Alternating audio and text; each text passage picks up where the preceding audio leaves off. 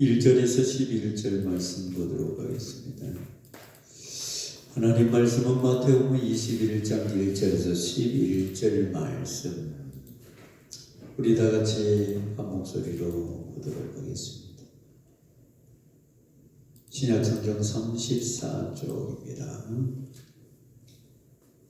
다 같이 봅니다. 그들이 예루살렘에 가까이 가서 감난산 백각에 이르렀을 때에 예수께서 두 제자를 보내시며 이르시되 너희는 맞은편 마을로 가라. 그리하면 곧 매인 나귀와 나귀 새끼가 함께 있는 것을 보리니 끌고 내게로 끌어오라. 만일 누가 무슨 말을 하거든 주가 쓰시겠다 하라. 그리하면 즉시 보내리라 하시니 이는 선지자를 통하여 하신 말씀을 이루러 하시니라. 일렀으되 시온 딸의 일을 내 왕이 내게 임하나니 그는 겸손하여 나귀 곧 명매이는 생성의 새끼를 다도다 하였느니라. 제자들이 가서 예수께서 명하신 대로 나귀와 나귀 새끼를 끌고 와서 자기들의 겉옷을 그 위에 얹으니 예수께서 그 위에 타시니 무리의 대다수는 그들의 겉옷을 길에 펴고 다른 이들은 나뭇가지를 베어 갈라 펴고 앞에서 가고 뒤에서 따르는 무리가 소리 높여 이르되 호산나 다윗의 자손이여 찬송하리로다. 주의 이름으로 오시는 이여 가장 높은 곳에서 호산나 하더라. 예수께서 예루살렘에 들어가시니 온 성이 소동하여 이르되 이는 누구냐 하거늘 무리가 이르되 갈릴리 나사렛에서 나온 선지자 예수라 하니라. 아멘.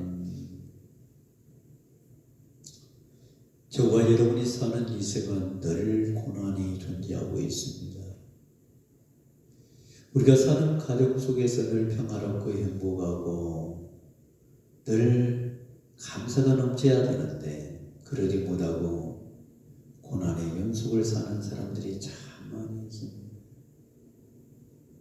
여러분, 이 땅은 고난이 있을 수밖에 없습니다. 왜? 죄를 지었기 때문에 고난이 따라올 수밖에 없습니다. 아담과 하와가 범죄하지 아니했다면 우리는 고난을 받을 필요가 없었는데 아담과 하와가 범죄함으로 말미암아 에덴 동산에 고통이라고 하는 것이 찾아왔습니다. 그때부터 고난은 시작되었습니다.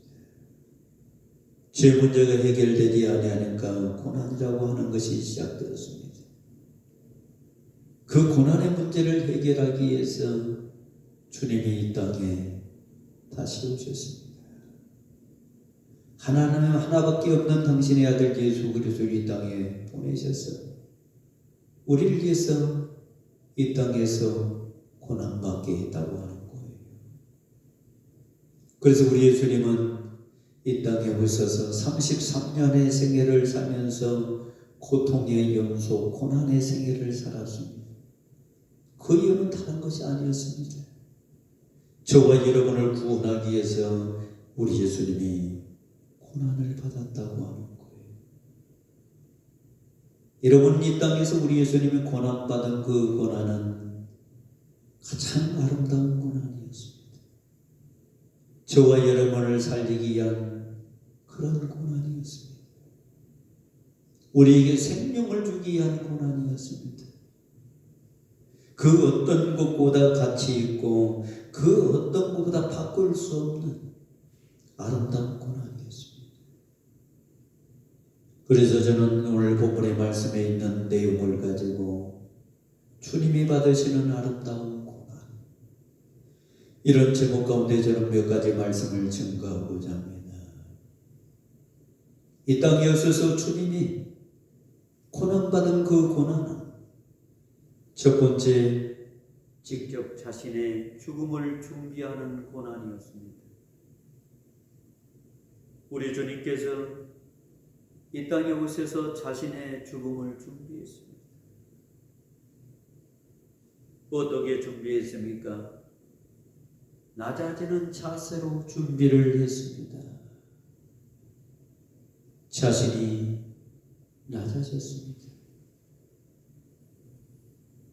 다시 말해서 예수 그리스도 이 땅에 오셔서 저와 여러분을 위해서 낮아지는 모습을 보여주었습니다. 오늘 마태복음 21장 1절에서 5절 말씀에 보면 우리 주님이 어린 나귀 새끼를 타고 예루살렘 성으로 입성을 하였다라는 말씀이 나옵니다.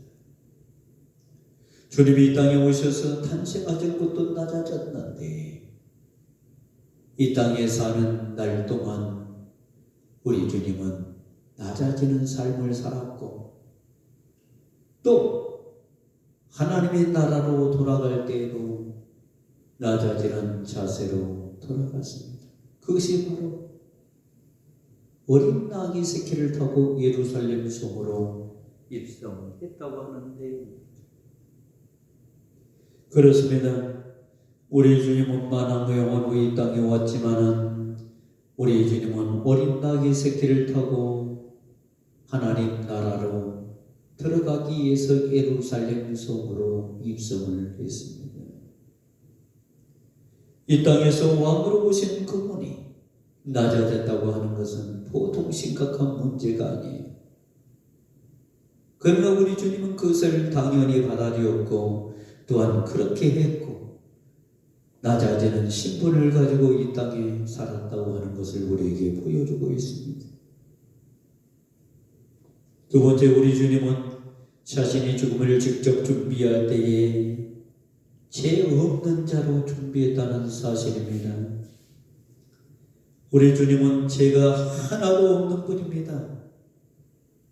근데 모든 사람들은 우리 예수님께 모든 죄를 뒤집어 씌웁니다. 오늘 마태복음 21장 7절 말씀에 보면은 나귀 어린 새끼를 끌고 와서 자기들의 겉옷을 그 위에 얹음에 예수께서 그 위에 타시니라고 말씀하고 있습니다. 어린 낙이라고 하는 것은 다른 말이 아니죠. 그 의미가 무엇입니까? 그 의미는 바로 순수하다, 깨끗하다라고 하는 것을 우리에게 보여주고 있는 거예요. 어린 낙이는 순수합니다. 죄가 없습니다. 깨끗합니다. 다시 말해서 우리 주님께서 어린 낙이 새끼를 탔다고 하는 것은 그분은 흠결이 없는 자, 죄가 없는 자라고 하는 거예요. 죄가 없는 자로서 우리 주님이 이 땅에서 33년의 생애를 사셨다고 하는 거예요. 근데 모든 사람들은 우리 예수님을 죽이기 위해서 그에게 흠결이 있는 자로, 죄가 있는 자로 몰아세웠던 거예요. 우리 주님은 예루살렘으로 입성할 때 아름다운 고난의 죽음을 맞이할 때에 우리 주님은 아무 죄가 없었습니다. 그러나 저와 여러분을 살리기 위해서 우리 주님은 십자가 지기 위해서 예루살렘 성으로 고난받기 위해서 들어가셨던 거예요. 그렇습니다. 이 땅에 있는 모든 사람들은 죄가 있지만 예수님은 죄가 없는 분입니다. 흠결 부분이 전혀 없는 분입니다. 우리 주님이 자신의 죽음을 준비할 때 세 번째는 겸손한 명예를 메고 우리 주님이 자신의 죽음을 준비했습니다. 겸손의 명예는 아무나 가질 수가 없습니다. 생명까지 주어야 되는 겁니다. 생명까지 줄 수 있는 분은 예수 그리스도밖에 없습니다. 그래서 우리 예수님은 마태복음 21장 5절 말씀해 보니까 뭐라고 했습니까? 그는 겸손하여 곧 명음에는 짐승의 새끼를 탔도다 라고 말씀하고 있습니다. 명예를 메웠다고 하는 것은 다른 것이 아니 일을 한다고 하는 겁니다. 시골에서 짐승들이 일할 때 명예를 메야만이 짐승들이 일을 합니다. 소가 밭을 갈 때 명예를 메지 아니하면 밭을 갈지 않습니다. 시골에서 구루마를 끌 때에도 명예를 맬 때만이 그 소가 짐을 싣고 가는 겁니다. 명예를 메지 아니하면 수놓고 있고 일을 안 한다고 하는 거예요. 어린 나귀 새끼가 명예를 메웠습니다. 예수 그리스도가 이 땅에 오셔서 명예면 삶을 살았다고 하는 겁니다. 이랬다고 하는 겁니다. 누구를 위해서? 하나님 나라와 그를 위해서, 하나님의 백성들을 구원하기 위해서 우리 주님은 명예를 맺습니다. 이 땅에 죽을 때까지 하나님 나라를 위해서 하나님의 백성들을 살리기 위해서 그는 멍에를 메고 일을 했던 거예요. 그 명예가 풀려야 되는데 끝까지 죽는 현장에까지 그 맹어를 메고 갔던 분이 곧 예수 그리스도입니다. 성도 여러분, 이렇게 우리 주님은 자신의 죽음을 철저하게 준비했고 아름답게 준비했습니다. 끝까지 일을 하면서 우리 주님은 자신의 죽음을 준비했던 분입니다. 일을 안 하면서 준비한 것이 아니라 일을 하면서 준비했습니다. 죽는 그날까지 일하면서 명예를 메웠습니다. 두 번째, 우리 주님이 받은 아름다운 고난은 자신에게 맡긴 사명을 끝까지 다했습니다. 저와 여러분들에게 하나님은 사명을 맡겼습니다. 이 사명 저와 여러분이 감당을 해야 됩니다. 우리 주님이 이 땅에 오셔서 하나님 맡긴 사명은 무엇입니까? 죄인을 구원하는 사명입니다. 첫 번째 해야 될 일이었습니다. 하나님께서 하나밖에 없는 당신의 아들 예수 그리스도를 이 땅에 보내신 것은 다른 것이 아니에요. 에덴 동산에서 범죄했던 하나님의 백성들을 구원하기 위해서 그 사명을 다하기 위해서 이 땅에 보내셨던 거예요. 그래서 우리 주님은 마태복음 21장 9절 말씀을 통해서 그 사명을 감당하기 위해서 하나님의 백성들을 구원하기 위해서 예루살렘 성으로 입성했다고 하는 거예요. 이때 거기에 길가에 모였던 수많은 사람들이 우리 예수님을 가리켜서 뭐라고 했습니까? 호산나 다윗의 자손이여 지금 나를 구원하소서라고 외치고 있는 겁니다. 그렇습니다. 우리 주님의 사명은 저와 여러분을 구원하기 위한 성입니다. 그래서 그는 죽음을 마다하지 아니하고 예루살렘 성으로 들어갔던 거예요. 그때 그 주위에 모였던 수많은 이스라엘 백성들이 호산나 다윗의 자손이 나를 구원하소서 외치고 노래했습니다. 이제 저와 여러분도 호산나 다윗의 자손이여 주님이 우리를 위해서 십자가 지시고 저를 구원하기 위한 것이라고 노래할 줄 아는 그런 사람들이 다 돼야 된다고 하는 겁니다.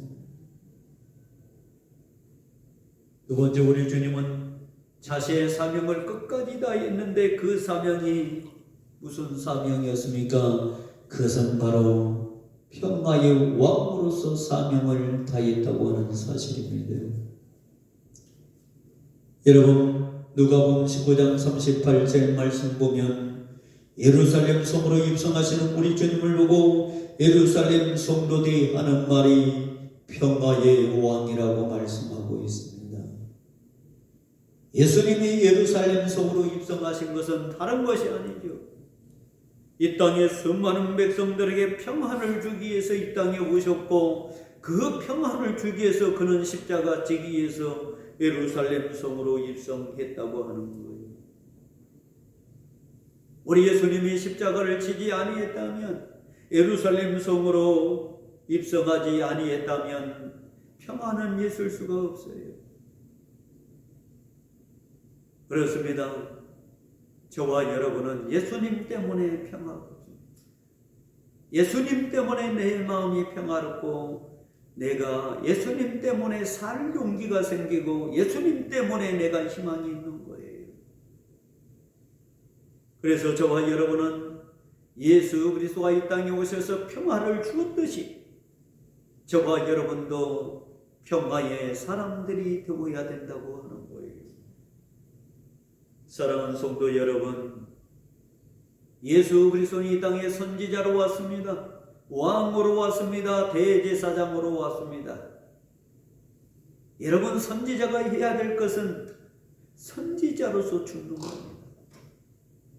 예수님이 이 땅에 오셔서 선지자로서 자기의 사명을 다 했습니다. 선지자가 죽을 장소는 예루살렘입니다.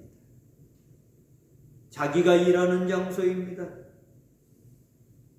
성도가 죽을 장소, 목사님이나 권사님이 죽을 장소는 하나님의 교회입니다. 일하다가 죽어야 됩니다. 교회에서 하나님 맡긴 사명을 다하다가 죽어야 됩니다. 우리 예수님께서도 하나님 맡긴 사명을 다하다가 예루살렘 성에서 돌아가셨던 겁니다. 우리 주님의 죽음은 헛된 죽음이 아닙니다. 이 세상에서 가장 아름다운 죽음입니다. 그 어떤 무엇과도 바꿀 수 없는 주일입니다. 그래서 오늘 우리가 종료주일을 맞이하는데 이 종료주일은 다른 것이 아니에요. 종료주일, 종자 마칠 종자, 려자가 하는 것은 고을 려자예요. 아름다운 죽음을 맞이한다. 아름다운 죽음으로 내 생을 하나님 앞에 드린다 라고 하는 뜻이에요. 그 주일이 바로 오늘입니다. 오늘 저와 여러분은 아름다운 죽음을 맞이하는 종료주일을 맞이한 거예요. 이제 저와 여러분은 예루살렘 밖에서 죽어서는 안 됩니다. 예수님처럼 우리도 예루살렘 안에서 죽어야 되고, 다시 말해서 교회에서 신앙생활하다가 일하다가 죽음을 맞이해야 됩니다. 이것이 가장 아름다운 죽음입니다. 이제 저와 여러분은 우리의 생명 다할 때까지 아름다운 죽음을 준비할 줄 아는 사람들이 되어야 됩니다. 교회 안에서 하나님 맡긴 사명을 다하다가 그 일을 마치면서 우리가 하나님 앞에 가야 되는 것입니다. 예수 그리스도가 예루살렘 안에서 아름다운 고난을 받았듯이 저와 여러분도 신앙생활을 하다가 아름다운 고난을 받으면서 죽음을 준비하고 천국에 들어갈 줄로 아는 사람들이 되어야 되는 거예요. 오늘날 코로나19 때문에 얼마나 많은 교회들이 고통을 받습니까? 고통받아도 교회 밖을 떠나서는 안 됩니다. 교회 안에서 신앙생활 하다가 우리 주님이 아름다운 죽음을 맞이했듯이 저와 여러분도 아름다운 죽음을 맞이할 줄 아는 우리 동산의 모든 가족들이 다 되시기를 바랍니다. 기도하겠습니다. 전능하신 아버지 하나님, 은혜와 사랑을 감사합니다.